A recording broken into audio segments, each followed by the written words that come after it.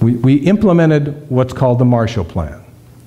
And it's one of the first times that we can identify that where a country has organized other countries and have gone in and rebuilt those countries whom they defeated in war. That they actually went in and invested money and helped the people lift them out of the destructive experience that just occurred, even in spite of the fact that they were the enemy. And so it was an enlightened moment. It was almost like a divine recognition that we are all one and that we are empowered to help each other. And as a result of that, those three countries, are our friends. Abraham Lincoln said, if you want to defeat your enemies, make them your friends. And so there's this enlightened moment that we had that came out of that. I think it came from the recognition out of World War I when we just actually walked away from those we defeated, and all of a sudden we were right back in the conflict. We recognized that you cannot bring peace through violence in that moment. You bring peace through showing up in a way in which we bring God's energy to an experience, the energy of forgiveness, the energy of love, the energy of support. You know, the Apostle Paul, when speaking about love, he said in 1 Corinthians 13:11, he said, when I was a child, I spoke like a child, I thought like a child, I reasoned like a child. When I became a man, I gave up childish ways. For now we see in a mirror dimly, but then face to face. Now I know in part, then I shall understand fully, even as I have been fully understood. If we think of ourselves as children on a spiritual path, and we are learning and growing and unfolding and developing our consciousness and taking in information and processing that information and understanding it and using it in our daily life and experience and redefining our life experience and seeing our human condition through the eyes of spirit rather than through the eyes of what the common thinking may be, we begin to transform the world within us and the world around us. And that's our job, is to be transformers, but we have to be conscious enough to be able to do that and to recognize and to affirm those things which are good, those things which are affirming and supportive.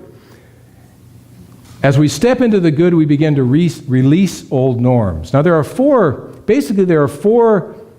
I don't want to call them levels because it sounds like a hierarchy. So there are four states of consciousness, four ways of thinking that we pass, I believe that we pass through in our journey. And we may not land in one and stay there. We may go into one and come back and back. They kind of exist in our consciousness as we seek to live our human life experience, because we are fickle and we are impacted by the world. But those four states of consciousness really can be described, each one of them, and I've talked about these before, and I think it's important that you understand that I don't tell you what the truth is, I only remind you of what you already know.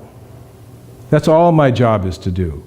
My job is to just remind you, and basically I remind myself, and then I remind you, and then we all are reminded together, and we move into whatever that is in our daily life. So these four states of consciousness can be described as to us, to it, through us, and as us. To us, to it, through us, and as us. And the first state of consciousness really is when we are really kind of fully in the human experience, and that's when we're in that sort of dynamic where we need somebody to blame. And so the first state of consciousness is the world does it to us. And so we are victims of this world in which we live in. And we do have victim experiences, all of us do, and that's true. There are experiences that we have that we can't necessarily connect the dots and realize we have any control over, but the world does it to us. And so if the world does it to us, we need somebody to blame. And blame becomes sort of the predominant sort of characteristic. And so if something's going wrong in my life, it's my spouse's fault, my employer's fault, it's somebody else's fault that I'm having this problem in my life. Or it's the devil's fault. In the absence of any human being around us, then there's the devil. It's the devil's fault. And that's why I'm having this experience in my life. The devil got into me, and the devil's making me do these things, and so on and so forth. And so we get into that. And if we have that experience, if we're in the experience of blame, then we need somebody to come along and lift us out of there, or to save us, or that life becomes really a process of, it's not a pleasant experience to live that way.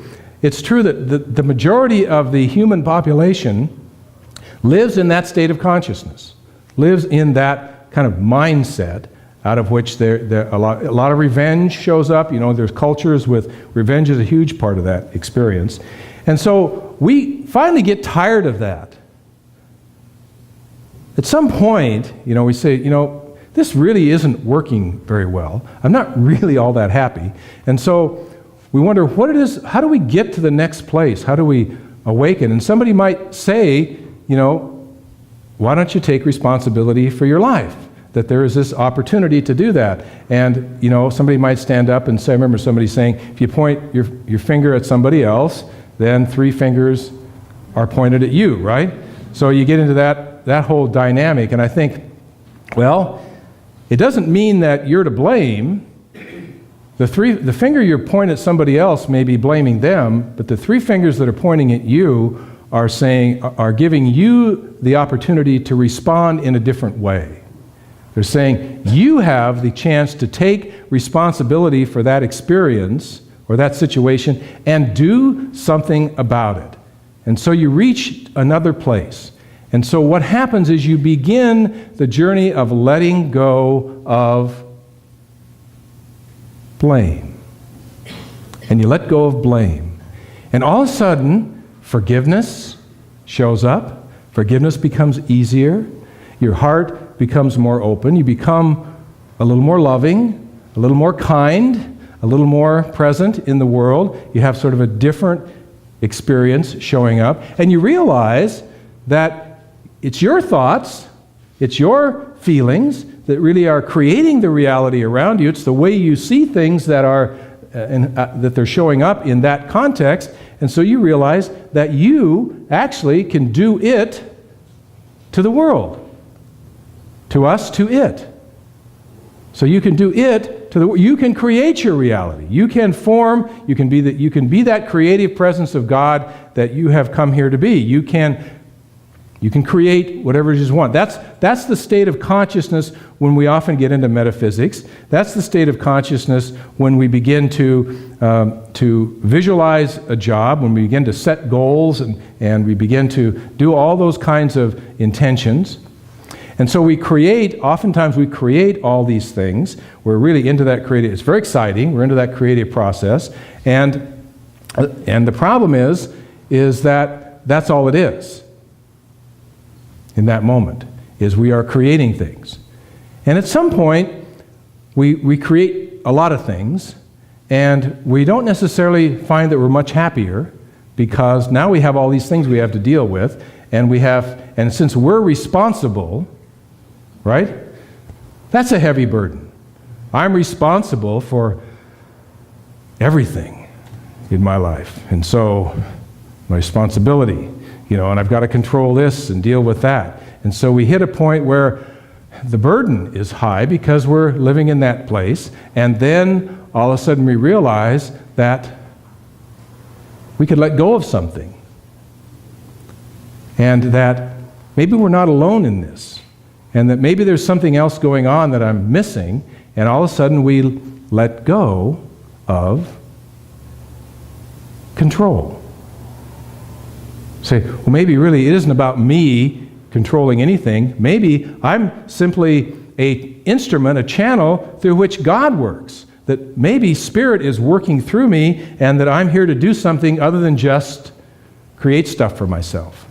That I can just let go of control, and I can begin to listen to God, listen to the divine voice, and follow that voice. It may lead me down some unusual paths and some different places, and it may go against a lot of the norms of the world, but if I listen to that voice, I wonder what's going to happen when I let go of control.